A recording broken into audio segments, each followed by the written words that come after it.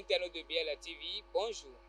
Pour ce nouveau numéro de votre émission BL Reporter, nous allons nous intéresser à la fête qui marque la fin du jeûne musulman. Il s'agit de l'Aïd el-Fitr. Elle est célébrée le premier jour d'un nouveau mois. Elle est également un grand moment de joie et de partage des repas festifs en famille, entre amis, après ce long moment de jeûne musulman. Que comprendre de l'Aïd el-Fitr? Suivez les explications d'un spécialiste de la religion musulmane, l'imam Mutawakil Boukari Malik. L'Aïd el-Fitr, c'est la fête de la rupture, de la fin du jeûne de Ramadan. Parce que après ces jours intenses, pleins de bonheur,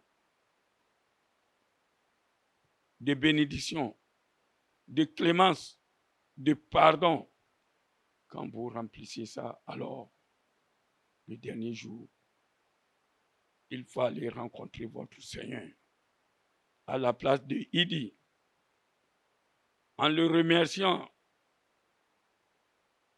en le glorifiant de chez vous jusqu'à la place de Idi. Ainsi donc, cette fête est une occasion pour grands, petits, riches, pauvres, chefs, etc., de se rendre là-bas pour remercier Dieu, pour glorifier Dieu. Et même, cette fête est si importante que même si la femme est en période, c'est la femme qui est en période ne prie pas, elle ne rentre pas dans la mosquée. Mais pour ce temps et cette fête dans laquelle il a la récompense, on leur demande d'aller s'asseoir même dehors. L'importance que beaucoup de musulmans l'ignorent, c'est par les 2 rakas qu'on s'en va faire à la place de Idi. Si c'est à cause des 2 rakas, on peut le faire dans nos maisons. Mais c'est le sermon. Ce sermon que tout imam doit faire est rempli de tout de conseils, de prières, de louanges à Dieu. Et beaucoup ne le savent pas. Quand on dit, il dit, parce que c'est par an, le jeûne du Ramadan. C'est le temps de faire votre propre demande. Qu'est-ce que vous avez pu réaliser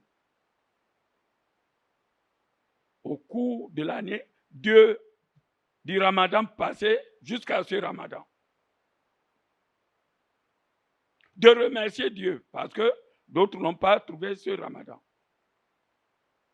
Et pendant ce mois, Dieu nous avait donné une nuit, que vous appelez les lettres au carré, dans laquelle l'adoration de cette nuit, à son heure,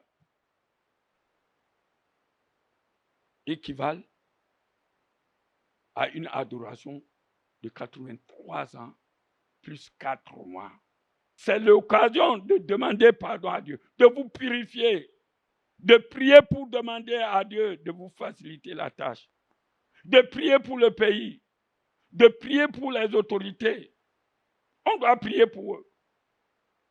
Si c'est du mauvais qu'ils font, on dit que Dieu les éclaire et les amène sur le droit chemin. S'ils font du bien, on prie pour les encourager, pour que Dieu les accompagne.